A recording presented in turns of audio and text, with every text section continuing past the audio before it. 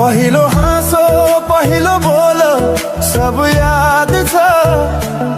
हिजोका बाछा आजको शून्यता साथ छ जीवनको रंग नै हरायो अचानक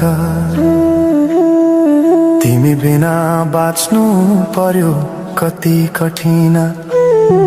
हावाको लहरमा सुन्छु तिम्रो आवाज